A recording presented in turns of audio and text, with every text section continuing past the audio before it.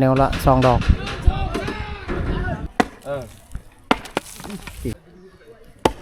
เสียงเยอะแยะบัดครึ่งตัวนี้ไว้ดึงตัวนี้ไว้เพราะว่า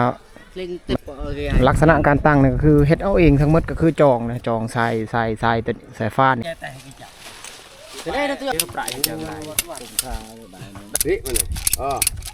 ติดเครื่องจักรบ่เนี่ยเอา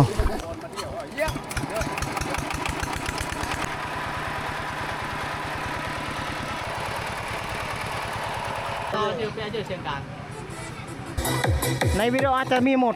ทางนี้ก็กินต่อเนื่องเจ้าบ่าวบัดนี้เจ้าสาวบัดนี้เจ้าบ่าวเข้าเฮือนเจ้าภาพไฟสายแล้วบัดนี้เจ้าสาวบัดนี้พร้อมโดยทีมงานพี่น้อง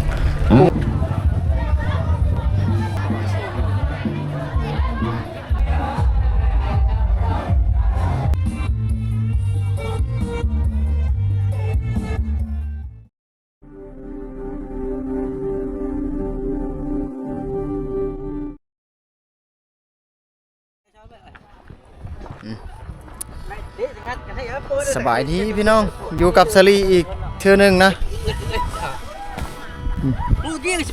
มื้อนี้สลีเปิดคลิปพิเศษเด้อพี่น้องเด้อก็คือมาในคลิปประเพณีงานกินดองหรือว่างานแต่งงานฝั่งไทยเรียกว่างานแต่งงานพี่น้องอันนี้วงเครื่องเสียงนี่กำลังต่อสุด Power M นะวงนี้บางท่านน่าจะจื้อจำได้ดีเมื่อช่วงลายมือก่อนเชอรี่เคยถ่ายสุด Power ชุดนี้ชุดนั้นเพิ่นเอาไป 4x4 นะ4x4 ในงานผูกแขนในจุดหนึ่งต่อจากคลิปเมืองนองในคลิปหลังเมื่อลายมือก่อนนะมื้อนี้มาติดตั้งหมู่บ้านที่บ่มีไฟเด้อพี่น้องเด้อบ้านนี้น่าจะห่างออกจากเมืองหลายกิโลอยู่เลยบ้านคะเนนระบบเครื่องเสียงของเพิ่นก็คือ Power 2 แท่นน่าจะแก้เบสแท่นหนึ่งแก้กลางแท่นหนึ่งระบบ2 ทางนี่ฟังนี่ตูทางนั้นเป็นบีวีนะตูนะนี่แหละทีมงานเจ้าของเครื่องเสียงฝั่งนี้กลางโต๊ะกลางเต็นมือนี้เป็นมืองานแต่งนะแต่ว่ามีความแตกต่างก็คือในจุดนี้ที่สลีทายนี่ทางบ้านเจ้าบ่าวเจ้าสาวอยู่ที่บ้านมันจีนะสลีทางบ้านเจ้าสาวนะมือบ้านนะพี่น้องเด้อมือบ้านหรือว่ามือบ้านนี่สลีไปถ่ายทางนั้นนะสลีบ่ได้ถ่ายนะสลีเปิดเครื่องเสียงให้เขาคือต่อระบบเสียงให้เขาแต่ว่าบ่ได้ถ่ายสำหรับทางเฮือนเจ้าภาพฝ่ายหญิงจุดนี้เป็นเฮือนเจ้าบ่าวสลีบ่ค่อยถ่ายแต่เฮือนเจ้าบ่าวมื้อนี้มาถือว่าคลิปแรกๆที่ถ่ายทำเบื้องหลังการส่งเจ้าสาวไปที่บ้านเจ้าบ่าวเดี๋ยวก็จะได้เห็นนะบ้านเจ้าบ่าวบ้านคณินเมืองพีนแขวงสวรรณเขตจุดนี้พี่น้องเนาะเจ้าสาวอยู่ที่บ้านมันจีเมืองเสโปนอันนี้คือตู้ของเพิ่นเลยBVนะBV 18คันนี้ 1,200 วัตต์ตัวนี้ VC ทั้งหมดนะคันนี้เสียงกลางของเพิ่นดอก15มี1แหลมนะเสียงกลางของเพิ่นอยู่นี่เนี่ยมีการใส่เครื่องปั่นไฟเด้อพี่น้องเด้อบ่มีไฟนี่เพิ่นต่อกันแบบนี้เด้อนี่พี่น้องเอาตัวนี้ต่อพิษแล้วตามเบิ่งนี่ต่อพิษแล้วตัวนี้พี่น้องนี่บ่แม่นแบบนี้เด้อพี่น้องนี่บ่เขาต่อตะกี้แบบนี้บ่ใช่เลยมันไหม้ได้แบบนี้ใช่กันเลยไม่ต้องเชื่อใช่กันแก่นี่กายเนี่ยพวกนี่ตัวเดิมยังเชื่อนี่ใช่กันแก่นี่ตัวเดิมให้เจตีจะให้ตัวเจ้าด้านไหนบีทุกคน2 นาทีบ่ได้ไม่อัดส่วนทางเทิงนี่ครับไปเนี่ยตัวเดิมใช่แก่ยอดเนี่ยเลยป้ายน้องคางหนึ่ง3 ดอกคางหนึ่ง3 ดอกเส้นนี้ไปที่ power เลยก็คือควงไปหาเสียงกลางแล้วก็ควงไปหานี่สำหรับเสียงเบส2 channel นะ2 channel เบสนี่แก้แท่นหนึ่งนี่แก้6 ดอกเลยเสียงกลาง channel ละ2 ดอกเดี๋ยวไปวางพังเครื่องปั่นไฟก่อนโอ้ติดตั้งอยู่นี่นะเครื่องปั่นไฟนี่เป็นเครื่องปั่นไฟแบบดังเดิมเลยนะเดี๋ยวเพิ่นจะต่อไฟให้เห็นนี่ชาลีมาเปิดเครื่องเสียงในเมื่อวานในเมื่อปีก่อนกับจะมีเครื่องตัวนี้แหละเครื่องเก่านี่แหละน่าจะเป็นเครื่องเดียวในเนาะในหมู่บ้านนี่เนาะ จะคลองเดียวเครื่องเก่า ห้องเดียวโอ้ลองลอยนี่บ่ได้ใช้งานเป็นปีแล้วเป็นไปนี่เลย กี่มื้อเหมือนเรียนเวียดตาเดินลีเนี่ยก็จะ เครื่องปั่นไฟแบบดังเดิมนะยังอีกหลายปีก็จะมีไฟคือกันนะบางทีในเขตนี่นะเพราะว่าบ้านนี้มันห่างจากความเจริญนะห่างหลายกิโลอยู่ในก็10กว่ากิโลนี่ กี่ นะ เลยกี่ละ จากตัวเมือง กันไร อ้อมหัวปืนป่าแล้วจะอยู่ในฮอดบ่30หลังคาเรือนกว่าเนาะบ้านนี่ 55 อู้55ลายเด้55หลังคาหมู่บ้านก็คือ55ครอบครัวนี่เพิ่นตอกตัวนี้ครับนี่ครับว่าลงโมแบงหรือว่าลงไฟก็น่าจะอยู่ในโมแบง30-40ขึ้นไปพี่น้องเนาะสำหรับหมู่บ้านถือว่าหลายหลังคาเรือนหลายครอบครัวอยู่ฝั่งเงินเจะภาพก็ตั้งโต๊ะตั้งเต็นท์หลายๆอย่างนะการทำอยู่ครัวกินเบื้องหลังก็ถ้ามีโอกาสอาจจะเก็บภาพหลายๆอย่างพี่น้องถ่ายเบื้องหลังการทำงานระบบเครื่องเสียงแล้วก็ติดตั้งไฟหม้อปั่นไฟตัวนี้ก้อนให้ FC ได้ชมนี่ตัวนี้สายอยากเลยเอาบัดนี้เดี๋ยวติดจักรติดใส่น้ำมันได้บัดนี้ใส่น้ำมันแล้วก็อันนั้น ตัวเกียร์เนี่ย อย่างแล้วเพื่อนจบเป็นกอดเอาดวงนึง วิ่งก็แต่พอเจ้าหนึ่งเราต้องงาน ปอกบ่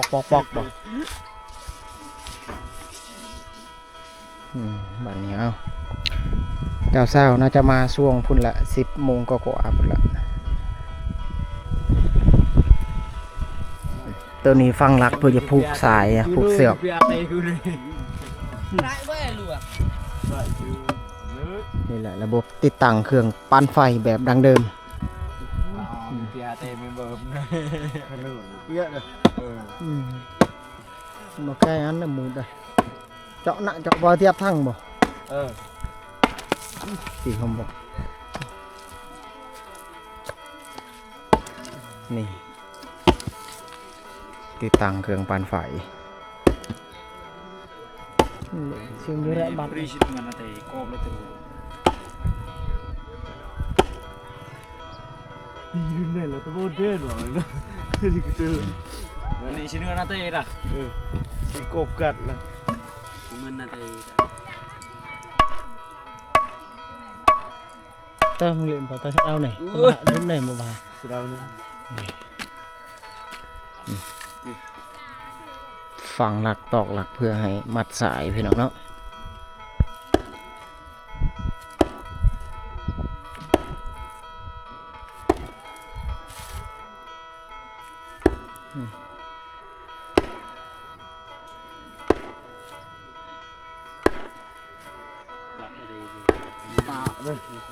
แน่นแล้วบัดนี้เรียบร้อยแล้วบัดนี้สิผูกเชือกนะทุกคนนะก็คือสิผูกในจับแล้วครับให้มันเน่งครึ่งตัวนี้ไว้ดึงตัวนี้ไว้เพราะว่าลักษณะการตั้งเนี่ยก็คือเฮ็ดเอาเองทั้งหมดก็คือจองนะจองทรายตัวสายฟ้าเนี่ยให้เข่งแล้วเสือกตัวนี้ก็มัดกับไหมตัวนี้นี่สายสลิงนี่มัดตัวนี้ขั้นตอนหลายๆอย่างอันนี้ต่อไฟได้เปิดต่อไฟแล้วตัวนี้การต่อการนั้นน่าจะ30 เมตรจากจุดนี้ไปหาเครื่องมอยกหรือว่า power amp จากจุดนี้น่าจะประมาณ30 เมตรนี่แหละ30 สาวกว่านี่แหละ20 กว่านี่แหละประมาณนี้แหละพี่น้องสายไฟขาวยิงไปหามอยกพุ่นละไปหาตู่พุ่นละ Thế nó tôi giật được này. ปานตาเข็บปมจีก่อนละ แข่งนะบัดนี้เริ่มแข่งเป่าไม้นี่ก็คือจะแข่งสายฟ้าให้มันแข่งตึงขึ้นเพื่อเอากระแสไฟที่เพราะว่าเครื่องตัวนี้คันสายตัวนี้บ่แข่งกันน่าจะระบบไฟมันเป็นมอเตอร์ใหญ่นะทุกคนก็คือต้องเอาสายแข่งนะเพื่อเอาตัวนี้ไปปั่นจากที่1ไปหาที่2จากที่2ไปหาโมยกที่3จุดจบในโมยกนั่นแหละก็คือไฟออกอยู่พุ่นละตัวนั้นมัดสายแล้วดึง หัดปอนหัดปูนเลยจ้ะ Hạt này nó nhục. หลายคนมาซอยบัดนี้มาแปลงเครื่องตัวนี้ Hạt cái này chưa bây giờ đã bảo. มือเลิกนี่ก็คือมือ Này, มือแรงนั่นแหละพี่น้องมือแรงมืออื่นนี่เด้องานตัวนี้ก็คือจุดเอื้อนเจ้าภาพไฟสายแล้วเอื้อนเจ้าบ่าว làm xanh ri ít plau như đi nào. ขั้นตอน ไอ้ไม่ใช่ดิ เจ้าสาวมาแล้วก็มีการกินหมูกินไก่หลักๆเลยที่ของประเพณีนะ เรียนชู้ลงไปอยาก เราอยู่เราแล้วจุ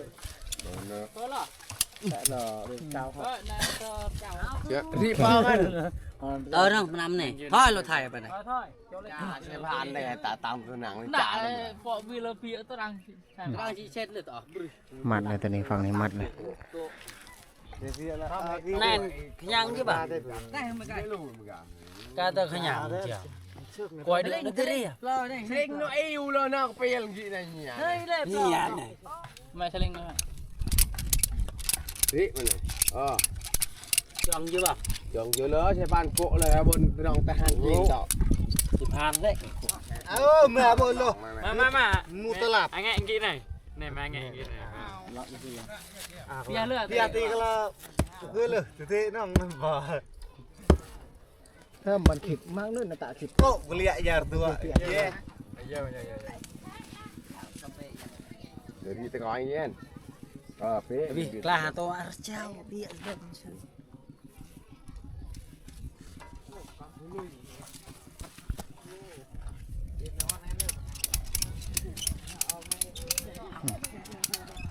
Đang chưa? Rồi thôi. Ôi chị nằm thiền là มัดสายสลิงบัดนี้เรียบร้อยแล้วพี่น้องป่อไม้จะเอาเครื่องให้เข่งนะพวกทรายพวกนี้จะเอาให้เข่งบัดนี้ไปเบิ่งทาง power บัดนี้เป็นสิติดเครื่องเด้อต่อไปติดเครื่องจักร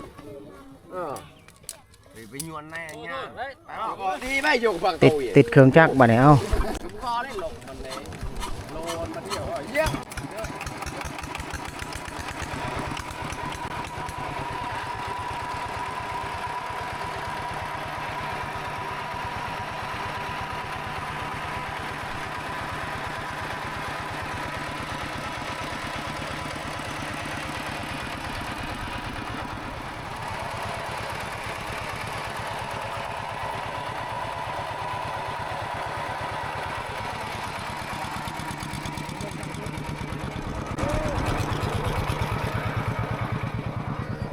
เดี๋ยวไปเบิ่งทางเครื่องปรุงก่อนพี่น้องทางเครื่องปั่นไฟก็ถือว่าจักรอีตอกอีเต็นติดขึ้นมาแล้วไปเบิ่งทางเครื่องปรุงไฟเข้าแล้วบ่ Jauh lo. Jauh lo. เปิด เลยนี่จะตัวเชี่ย เปิด power เลย ใช่ตัวเชี่ยอยู่เลย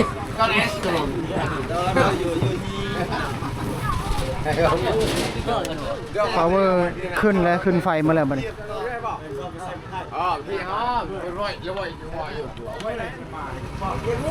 4x6 ระบบ2ทาง power M 2 10 แม่ครัว มิเตอร์เพิ่นใส่รุ่นนี้เด้ กระโดกแต่ห้ามกระโดกเลย ปล่อยเสียงบัดนี้เซตเสียงไฟเข้านี่ถือว่า Đây là. ใช่ดอนก็ได้แน่ได้แน่ เสียงเบสขึ้นแล้วเสียงเบสโทนเบสโทนกลางพาฟังพี่น้องในวิดีโออาจจะมีโหมดตัดเสียงนะเพราะว่าสลีเอากล่องถ่ายแล้วมันจะตัดเสียงรบกวนแต่ว่าเสียงดังเกินเป็นนำสายก่อนเพราะว่าเบสเบื้องหนึ่งบ่ดังเลยนำสายไฟสายสัญญาณกันเลยก่อน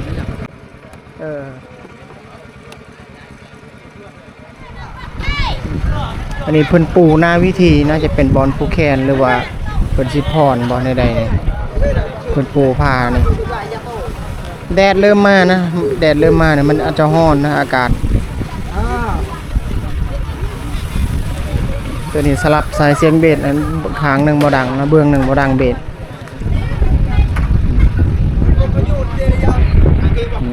ปูผ้าบัดนี้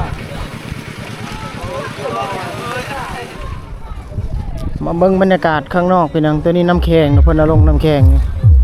ฟังเครื่องก็ถือว่าเปิดแล้วได้สลีถ่ายทำเท่าที่ถ่ายได้ตัวนี้น้ำแข็งน้ำก่อนฟังโตฟังเต้นบัดนี้เพิ่นเกี่ยมมาเลยได้เดี๋ยวเจ้าสาวมาพี่น้องประเพณีงานแต่งงานอีกครั้งนึงก็คือฟังเฮือนเจ้าภาพฝ่ายชายระเบิดเฮือนเจ้าบ่าวเด้อพี่น้องเด้อจุดนี้ บรรยากาศก็ถือว่าสวยงามพวกฟังเครื่องเสียงปล่อยแล้วเอาลงทางน้ำก้อนบัดนี้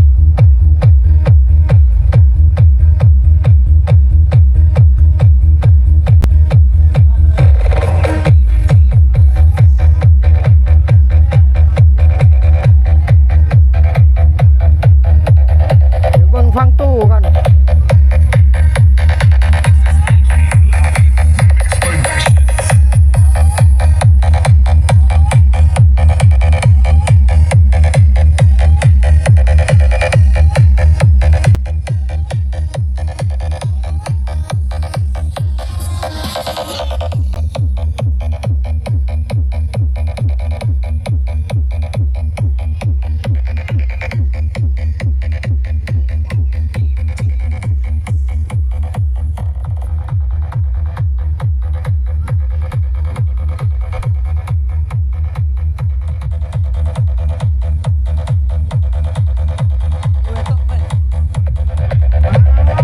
ฝั่งนี้ทั้งน้ำก่อนน้ำแข็ง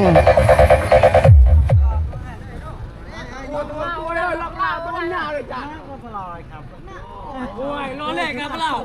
แล้วพวกพี่ตัวเรียละป้านี่เลยไป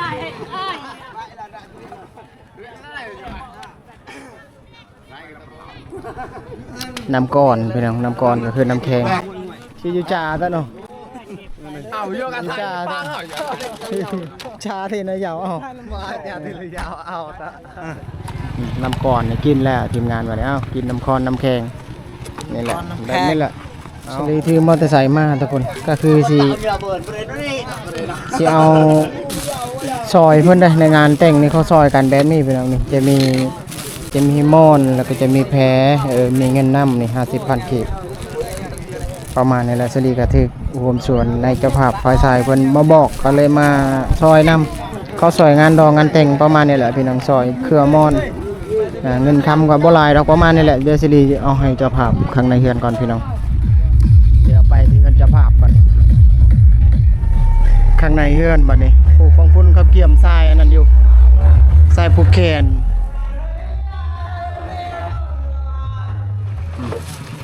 สลีตัดภาพอยู่นี่หลังจากที่เอา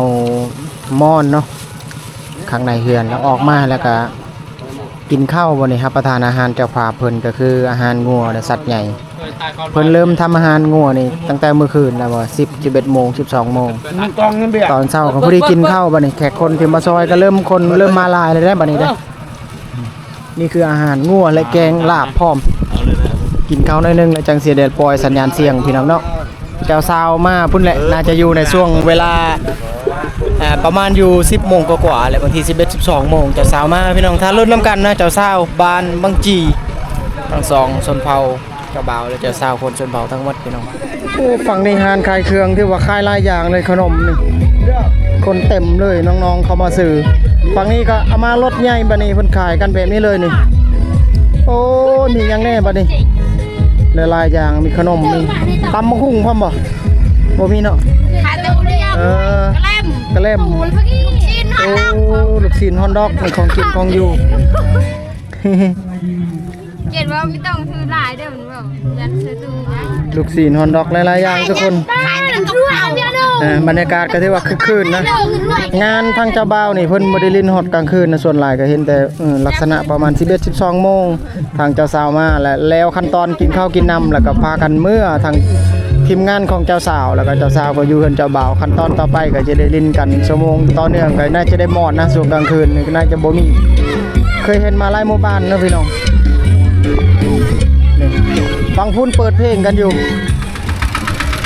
ตัวนี้น้ำมันจะเป็นน้ำใสโอ้เต็มเลยนะถังเพิ่นไปเอาน้ำมาแต่พื้นป่าก็คือลำห้วยเลยเพราะว่าบ้านนี้บ่มีแม่น้ำใหญ่เลยพี่น้อง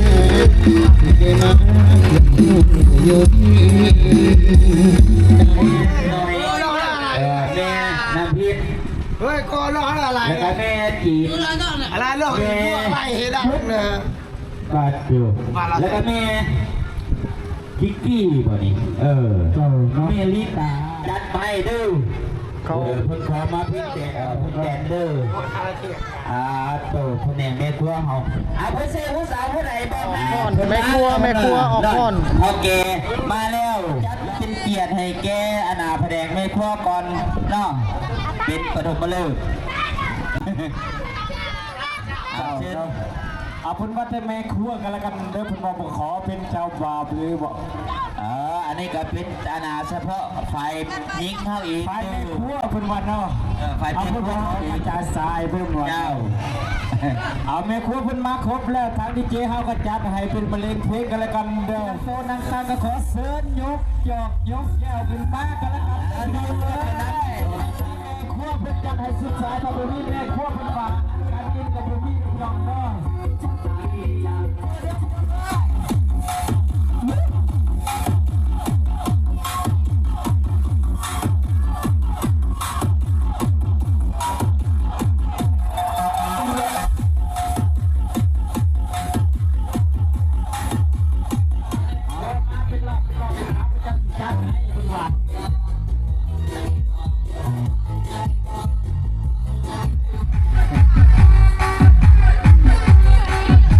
จุดนี้คือ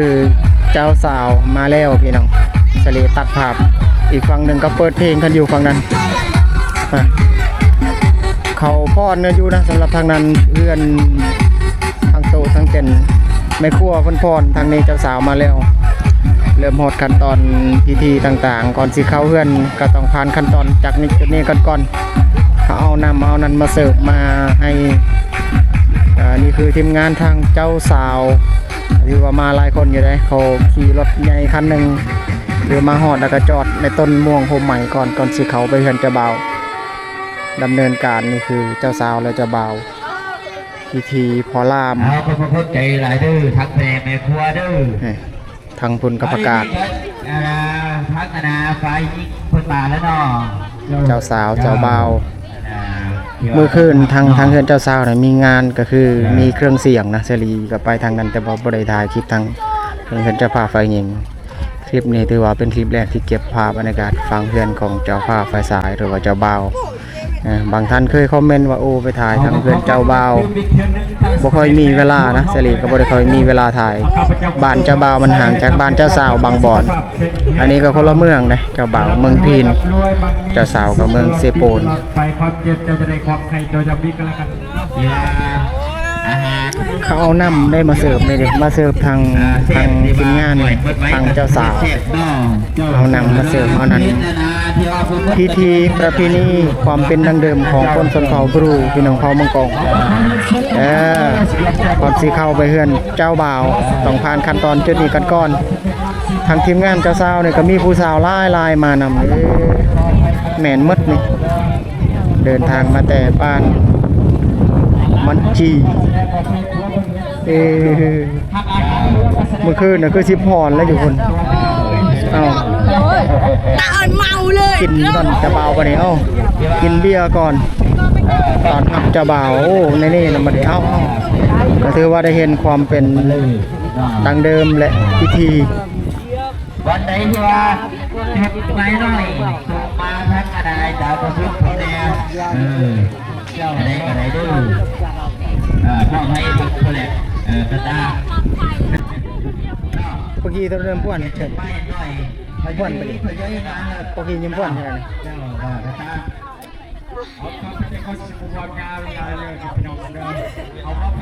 มาอีกแล้วคันหนึ่งนะคันนั้นก็คือคันใหญ่นะคนเต็มนะน่าจะมีน้องๆผู้หญิงหลายคนนำเดินทางไก่ได้อันนี้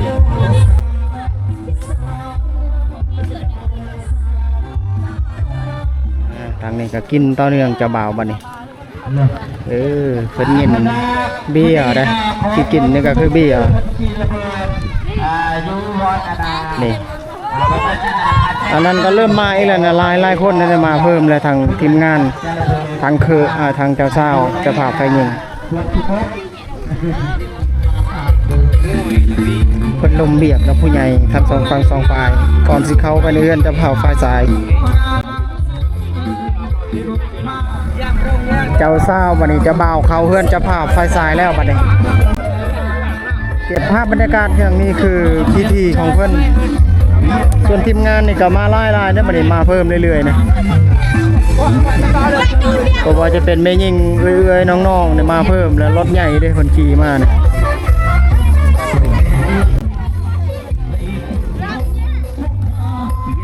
เจ้าสาวไปก้อนแล้ว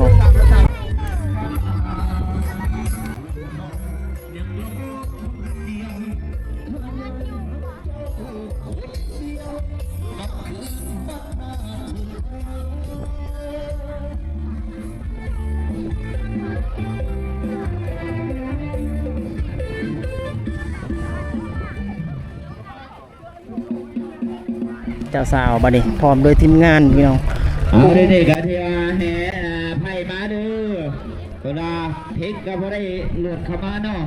เจ้าเอาก็ต้องขอโทษขออภัยไปวันล่วงหน้าขอโทษขออภัยเด้อเจ้าแม่เอ้ยลูกไพ่มาแล้วแม่เท่าแก้วช่วยเปิดประตูให้แด่ที่สังวันดีเพื่อนพวกเลยเท่าแก่พร้อมพากันแห่ลูกไพ่แม่เท่ามาโอ้ยอันนี้ก็เสียงสดได้เหมือนเดิมเอานั่งห้องเพื่อนข้าพเจ้าก็ได้จามมาจากสวัสดิ์เทพคุณพี่น้องเนาะมาจากเมืองไกลทุกวันเนาะ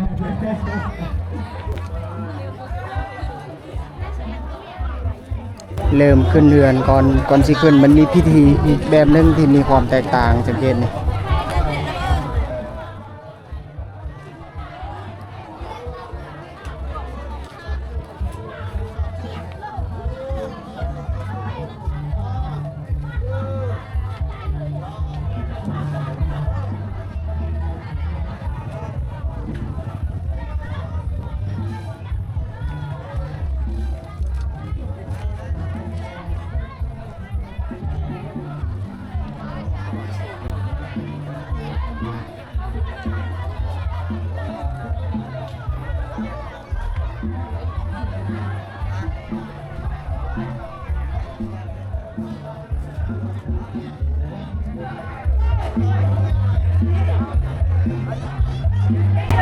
ขึ้นเฮือนแล้วข้างในเฮือนก็คือขั้นตอนต่อไปเพิ่นก็โอบลมแล้วก็สองฝั่งสองฝ่ายก่อนสิผูกแขนเจ้าสาวและเจ้าบ่าวขั้นตอนหลายๆอย่างนะฟังโตฟังเต้นนะผู้คนหลายแล้วบัดนี้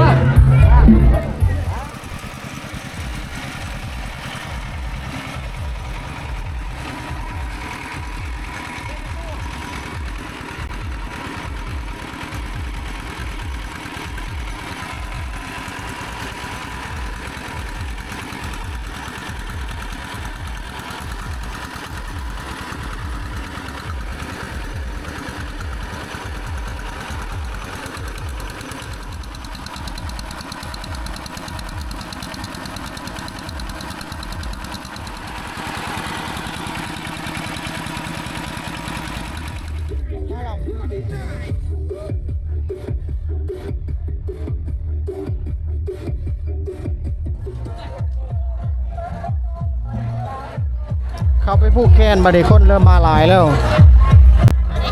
เจ้าบ่าว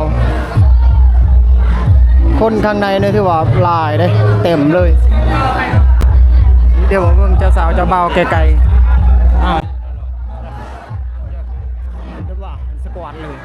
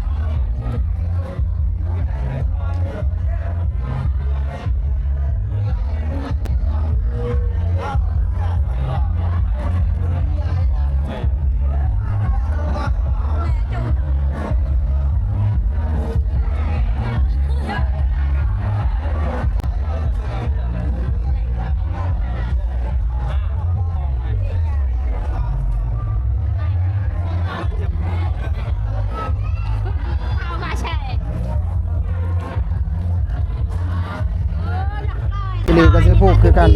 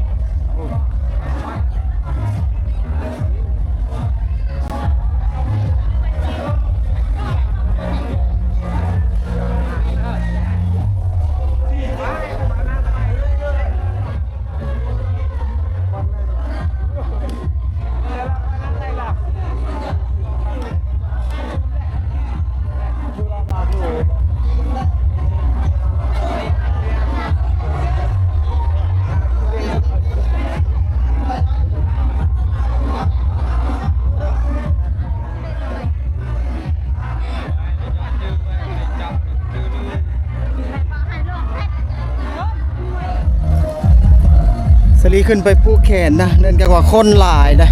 คนหลายแล้วก็มีเสียงเพลงนำถ่ายทำเท่าที่ถ่ายได้บางส่วนนะสลีออกจากงานแต่งนี่แหละก็สิไปอีกเรื่องงานแต่งหมู่บ้านที่อยู่ใกล้เคียงกับเขตบ้านสลีก็คือบ้านบางโบ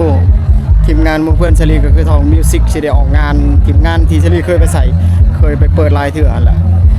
อันนี้คือบ้านคณินทางฟังเจ้าบ่าวเดี๋ยวไปต่อในคลิปอยู่หุ่นนะพี่น้องเนาะอีกคลิปหนึ่ง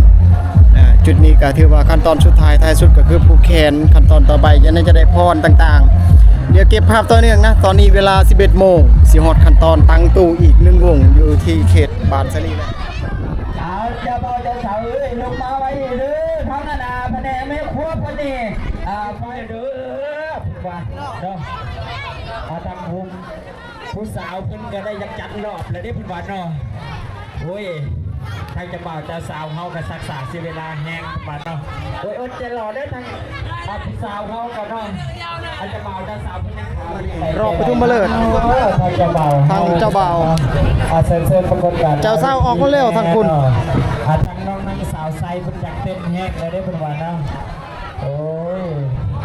ผู้สาวบ้านบ่ดีทำงานทีมงานเจ้าบ่าวเจ้าสาวพี่น้องออกพรบัดนี้รอบประชุมมาเลยทางเจ้าบ่าวพิธีงานแต่งในชุดนี้อาจจะมีเสียงเพลงแทรกซ้อนในวิดีโอ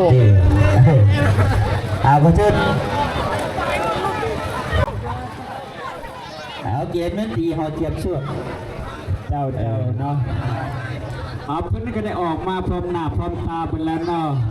เอาว่าจังไหนเนาะทั้งสองกำสองผู้เชิญเปิดระเบิดสำนึกกี้ครับรอประชุมมาเลยบัดนี้สุดๆเลยจะบ่าวจะสาวเฮา2 รอบซ้อนกันละกันเนาะสำหรับผู้ที่นั่งโต๊ะนั่งตักกระเซิร์หน้าเวทีเนี่ยเด้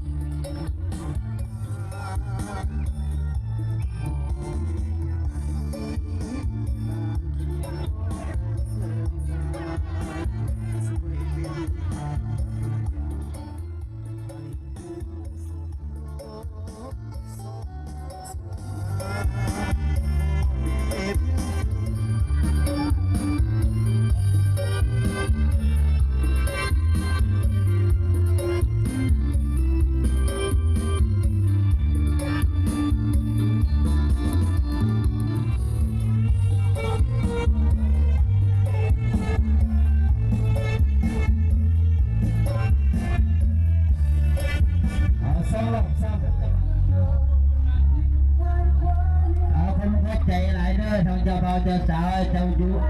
อยู่บ้านคนเองเนาะได้ลูกก็พายก็ให้เลี้ยงง่ายลูกนี่ก็ให้เลี้ยงง่ายให้กินแห้งเด้อปีนี้เขาทำมาสาวห้าเนาะนี่คือรอบเจ้าสาวพี่น้องช่วงท้ายคลิปเด้อบัดนี้เด้อเก็บภาพได้ประมาณนี้แหละจุดนี้คืองานแต่งอยู่ที่หมู่บ้านคณินพี่น้องฝนโปรยปลายหรือฝนตกพร้อมตอนนี้อาจจะมีเม็ดฝนตกลงมาแหงก็ได้พี่น้องสลีฮิปเดินทางออกจากหมู่บ้านนี้ก่อนทางทีมงานเครื่องเสียงเพิ่นก็